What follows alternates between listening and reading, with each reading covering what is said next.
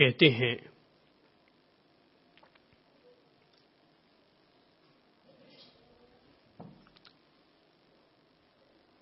पिता के द्वारा आदिष्ट होने पर नचिकेता अपनी विशिष्ट शक्ति और विशिष्ट विद्या के द्वारा यमलोक गमन करता है।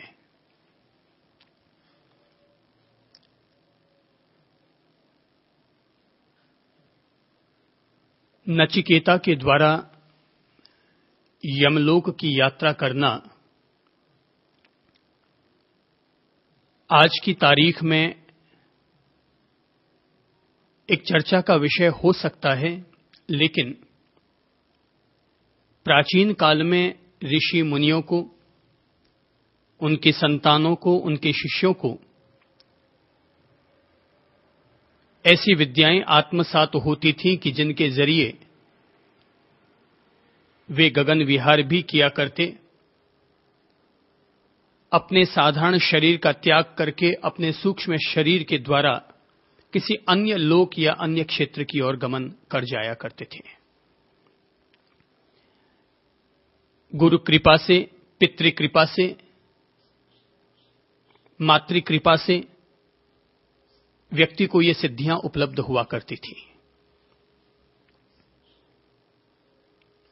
ऐसे अनेक प्रसंग मिलते हैं जिनमें इस बात को स्पष्ट किया गया है कि जैसे भगवान श्री महावीर के शिष्य गणधर गौतम सूर्य किरणों का सहारा लेकर के और अष्टापद अर्थात कैलाश पर्वत की ओर गए थे, तो इसी तरह से अर्जुन देवलोक में विशिष्ट विद्याओं की साधना के लिए गए थे। तो जिस तरह से उन लोगों को इस तरह की सिद्धियां उपलब्ध थीं, तो इसी तरह की सिद्धि नचिकेता को भी उपलब्ध रही होगी, तभी नचिकेता सशरीर यमलोक तक पहुंच पाए होंगे। नहीं तो प्रश्न यह उठेगा कि अगर पिता ने यह आदेश दे दिया कि मैं तुम्हें मृत्यु को सौंपता हूं, और नचिकेता पिता का आदेश पाकर के यमलोक की ओर गमन करेगा, पर करेगा कैसे? या तो वह आत्मदाह करे या वह आत्महत्या करे। तो मृत्यु को प्राप्त हुए बगैर कोई भी व्यक्ति यमलोक तक, यमराज तक कैसे पहुंचेगा? तो ऐसे लगता है कि नचिकेता को ऐसी कुछ विशिष्ट विद्याएं प्राप्त थी कि जिनके जरिए वो यमलोक जाने में सफल हो पाया। कहते हैं कि जब नचिकेता यमलोक पर पहुंचे तो वहां द्वारपाल तो रहे होंगे। नचिकेता ने जाकर के द्वारपालों से कहा भी होगा कि मैं साक्षात मृत्यु से मिलने के लिए यहां आया हूं, क्योंकि मैं अपने पिता के द्वारा यमराज को दान के स्वरूप में प्रदत्त हुआ हूं। द्वारपालों के लिए भी यह समस्या आ गई कि नचिकेता सशरीर यमलोक तक कैसे पहुंच गया। यहां पर कोई भी व्यक्ति स्वेच्छा से नहीं आता, हर किसी व्यक्ति को हम लेकर आते हैं। यमदूत पहुंचते हैं, मृत्युदेव पहुंचते हैं और प्राणी मात्र का हरण करके, प्राणों का हरण करके वे यमलोक तक पहुंचा करते हैं। यह व्यक्ति सशरीर कैसे आ गया, जीवित अवस्था में कैसे आ गया? निश्चित तौर पर यदि यमदूत लेने के लिए आते हैं तब तो व्यक्ति मजबूरी में जाया करता है, लेकिन जब कोई व्यक्ति स्वेच्छा से वहां तक पहुंचता है तो उसे लेने के लिए यमदूतों को आने की जरूरत नहीं पड़ती। यमदूत मनुष्य की मजबूरी का नाम है और स्वेच्छा से वहां पहुंचना यह व्यक्ति की सिद्धि का परिणाम है। यमराज के पास संदेशा पहुंचा होगा कि इस तरह से एक ब्राह्मण आपके द्वार पर पिता के द्वारा प्रदत्त होने के कारण, दान में दे दिए जाने के कारण आपकी सेवा में उपस्थित है।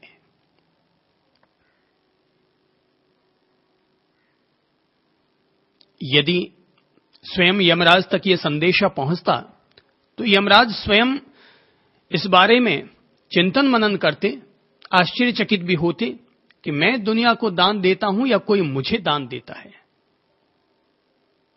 पर यमराज वहां थे नहीं। संभव है वे किसी और लोक की ओर गमन कर चुके होंगे, वे कहीं और यात्रा के लिए निकल पड़े होंगे। तो पीछे यम की पत्नी थी यमी। यमी तक संदेश पहुंचा। नारी स्वभाव से ही कोमल होती है। जो संदेश यमराज के पास पहुंचता, जो संदेश यमी के पास पहुंचा, अगर वही संदेश यमराज के पास पहुंचता तो हो सकता है वो धुतकार दिए जाते। लेकिन यमी के पास पहुंचा, मृत्यु देवी के पास पहुंचा, और देवी स्वभाव से ही कोमल होती है। पुरुष स्वभाव से ही कठोर होते हैं, निष्ठुर होते हैं, लेकिन नारी देवी स्वभाव से ही, प्रकृति के घर से ही वो सुकोमल होती है, सौम्य स्वभाव की होती है, घर आए याचक का सम्मान करना जानती है, जल्द से पिघल जाती है।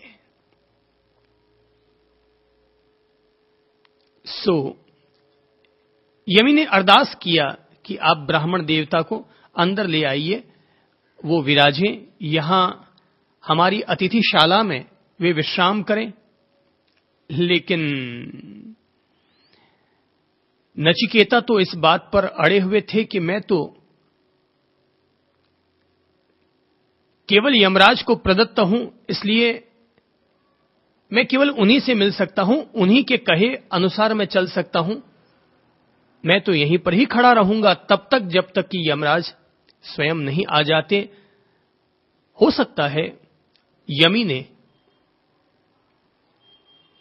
आतिथ्य सत्कार के भाव से फल फूल भी भेजे होंगे, लेकिन नचिकेता ने स्वीकार न किया। नचिकेता ने मौन व्रत ले लिया, उपवास व्रत धारण कर लिया, पांव पर खड़े हो गए। द्वार के बाहर ही एक ब्राह्मण भूखा प्यासा द्वार पर खड़ा रहे, ये किसी भी व्यक्ति के लिए शोभनीय बात नहीं होती। जब अपन सामान्य इंसानों के लिए भी ये बात शोभनीय नहीं होती कि एक सिद्ध विद्वान व्यक्ति, एक ब्राह्मण व्यक्ति और हमारे घर के बाहर भूखा प्यासा पड़ा रहे, ये गरिमा की बात नहीं हुई। तो जो लोग विशिष्ट ज्ञानी हैं, देवलोक के स्वामी बने हुए हैं, वे भला इस बात को कैसे अपने लिए उचित ठहरा सकते हैं? तो जब यमराज 3 दिन के बाद लौटकर आए तो यमी ने सबसे पहले उनसे क्षेम कुशल भी नहीं पूछी। देव आप कैसे हैं, कैसी आपकी यात्रा रही, कुछ भी न पूछा, क्योंकि उसको अपने पति की चिंता नहीं थी। उसे चिंता केवल इस बात की थी कि 3 दिन से एक ब्राह्मण भूखा प्यासा हमारे घर के बाहर खड़ा है। उसे लग रहा था कि हम पर पाप चढ़ रहा है। तो सबसे पहले पति के क्षेम कुशल पूछने की बजाय वो सीधा यही कहने लगी कि भगवान आप पधारे, आपका स्वागत है, लेकिन सबसे बड़ी बात यह है कि आपके घर की दहलीज पर यमलोक के बाहर एक ब्राह्मण खड़ा है, सशरीर आया है, कहते हैं कि वह पिता के द्वारा आपको दान में दिया गया है। मेरी ये सब बात समझ में नहीं आई, पर मैं नहीं चाहती कि एक ब्राह्मण 3 दिन से भूखा प्यासा आपके दर्शन के लिए यूं आतुर रहे। आपका अब कर्तव्य बनता है और आप सबसे पहले उसी के पास जाएं।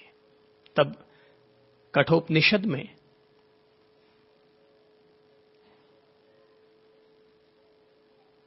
होने वाले आत्म संवादों के बीच में यह बात आती है कि यमी अर्थात यमराज की पत्नी अपने पति से कहती है,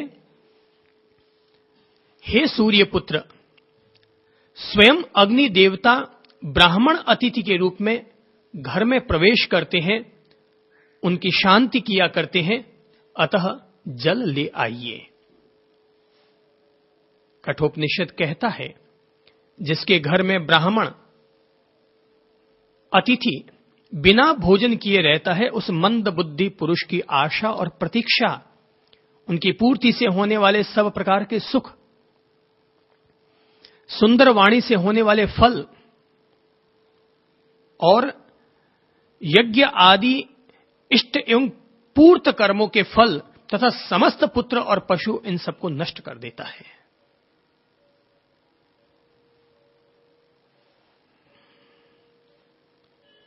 कहते हैं कि यमी ने अपने पति,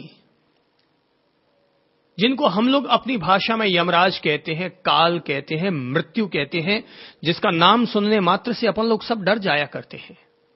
कहते हैं वो काले भैंसे पर सवार होकर के आते हैं, उनकी कोई छाया देख ले तो भी पेशाब निकल जाए। तो भले ही दुनिया में कोई भी व्यक्ति क्यों ना हो कि जिसका नाम सुनने मात्र से लोग कांप जाते हों, लेकिन बड़े से बड़ा व्यक्ति भी अपनी पत्नी के आगे तो विनम्र होता ही है। मैंने सुना है कि हिटलर इस दुनिया का सबसे बड़ा आतताई या विश्व योद्धा, जो भी हम उन्हें नाम देना चाहें, यानी कि जिस हिटलर के नाम से दुनिया कांपती थी, हिलती थी, वही हिटलर जब अपनी पत्नी के पास जाता तो पत्नी के सामने उसको कांपना पड़ता।